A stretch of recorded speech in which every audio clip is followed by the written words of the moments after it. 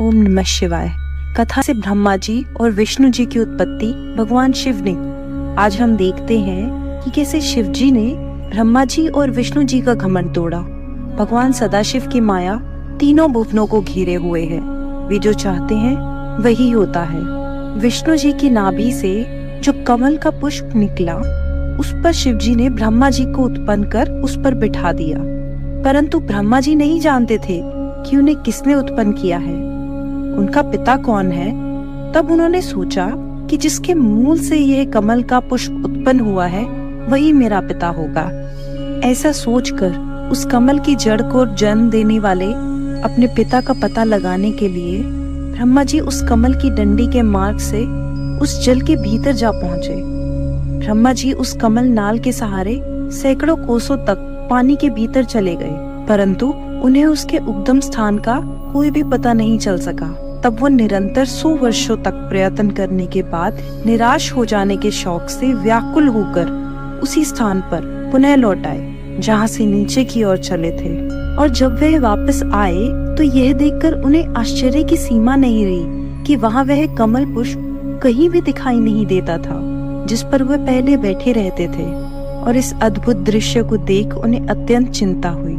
तब उन्होंने इस संपूर्ण सृष्टि के स्वामी से अपनी रक्षा करने की प्रार्थना की। उस समय उन्हें चिंता युक्त देखकर आकाशवाणी हुई, जिसके द्वारा 2 अक्षर प्रकट हुए और उन अक्षरों के सहारे 16 और 21 अक्षरों का और ज्ञान हुआ, जिनसे वो बहुत सी बातों को और जान सके। ठीक उसी समय भगवान सदाशिव की इच्छा से उस जल में अचेत होकर पड़े हुए विष्णु सचेत होकर ब्रह्मा जी के समीप आए और कहा, इस बात में कोई संदेह नहीं करना चाहिए, जो भगवान शिव चाहते हैं वही होता है। तो विष्णु जी को देख ब्रह्मा जी ने उनसे पूछा, आप कौन है? विष्णु जी ने उत्तर दिया, हे ब्रह्मा, हम अलख निरंजन हरि हैं। हम तुम्हारे पिता हैं। हमारे ही नाभि कमल द्वारा तुम्हारी उत्पत्ति हुई है। तो अब तुम निर्भय हो जाओ, क्योंकि हम तुम्हारे रक्षक हैं। हमारे ऊपर हमारे समान अथवा हमारे उत्तम अन्य कोई नहीं। हम ही सबके स्वामी हैं। विष्णु जी ने यह बात अज्ञान अवस्था में कही थी कि हम ही उत्तम हैं और हम ही सबके स्वामी हैं, क्योंकि उस समय वे शिव जी की माया से अचेत थे। भला इस संसार में ऐसा कौन है जिसे शिव जी की माया बुलावे में नहीं देती। विष्णु जी के मुख से यह वचन सुनकर ब्रह्मा जी को अत्यंत क्रोध आया। तब उन्होंने कहा कि तुम ऐसी बातें ना करो और कैवल्य भाव का निश्चय रखो। यदि तुम हमें उत्पन्न करने वाले हो तो वेद हमें ब्रह्मा, पितामह, विधाता आदि नामों से नहीं पुकारते। हम स्वयं ही तीनों गुणों को धारण करके संपूर्ण सृष्टि को उत्पन्न करने वाले हैं। अतः तुम्हें हमारे प्रति ऐसे शब्द नहीं कहने चाहिए। यह बात सुनकर विष्णु जी बोले, हे ब्रह्मा, तुम अज्ञानता में मत पड़ो। इस सृष्टि को उत्पन्न करने वाले हम ही हैं। हम ही सब जीवों को उत्पन्न करके उनका पालन करते हैं और प्रलय काल में सबको नष्ट करते हैं। हमारी माया से वशीभूत होकर सब अपना ज्ञान भुला बैठते हैं, इसलिए तुम भी ऐसा कह रहे हो। इसमें तुम्हारा कोई दोष नहीं है। हम ही ने वेदों को बनाया और तुम्हें नाभि कमल द्वारा उत्पन्न किया। हमसे अधिक श्रेष्ठ अन्य कोई भी नहीं है। यदि तुम हमारा पूजन करोगे तो वह शुभ होगा, अन्यथा हम तुम्हें अपनी शक्ति या माया द्वारा नष्ट कर देंगे। विष्णु जी के ऐसे अहंकार पूर्ण शब्द सुनकर ब्रह्मा जी के हृदय में भी क्रोध उत्पन्न हो गया और विष्णु जी के शत्रु बन गए और उनसे कहने लगे, हे विष्णु, जिस प्रकार गुरु अपने शिष्य को छिड़क कर बुलाता है, उसी प्रकार तुम हमें उपदेश क्यों दे रहे हो? इस प्रकार विष्णु जी और ब्रह्मा जी आपस में युद्ध करने लगे। शिव जी की माया से मोहित होकर उन दोनों ने बहुत समय तक खूब युद्ध किया, क्योंकि वे दोनों ही खुद को ही सृष्टि का स्वामी समझते थे।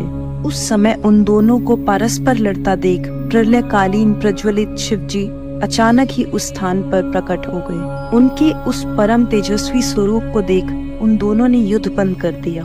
उस समय विष्णु जी ने अत्यंत भयभीत हो ब्रह्मा जी से कहा, हे ब्रह्मा, ये तेज यहाँ कहाँ से आ पहुँचा? अब हम दोनों के लिए यह उचित है कि हम इस तेज के आदि और अंत को देखाएं। हम दोनों में से जो भी इस आदि और अंत को देख लेगा वही इस सृष्टि का सबसे बड़ा स्वामी माना जाएगा। हमें तो यह तेज आदि और अंत से रहित जान पड़ता है। अच्छा, तो तुम तेज के ऊपर की ओर जाओ और हम नीचे की ओर जाते हैं। और यह बात ब्रह्मा जी ने मान ली। तब वे दोनों अहंकारी उस तेज का आदि और अंत को जानने के लिए एक दूसरे से भिन्न दिशाओं में चल दिए। जो कार्य अहंकार की अवस्था में किया जाता है वह कभी भी पूर्ण नहीं होता और उसका फल भी अच्छा नहीं मिलता। जब तक मनुष्य अहंकार को नहीं त्याग देता तब तक उसका कार्य सिद्ध नहीं हो सकता।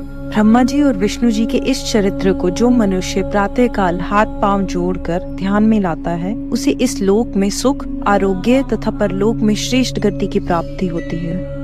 विष्णु जी और ब्रह्मा जी दिव्य सहस्त्र वर्षों तक उस दिव्य ज्योति के आदि और अंत को ढूंढते रहे, परंतु किसी को भी उसका कुछ पता नहीं चला। अस्तु वह दोनों ही निराश होकर अपने स्थान की ओर लौट पड़े। परंतु तभी एक आश्चर्य की बात हुई कि जिस स्थान पर वे चले थे वह उन्हें बहुत ढूंढने पर भी नहीं दिखाई दिया और उन्हें एक सहस्त्र दिव्य वर्षों का समय अपने पहले स्थान को ढूंढने में लग गया।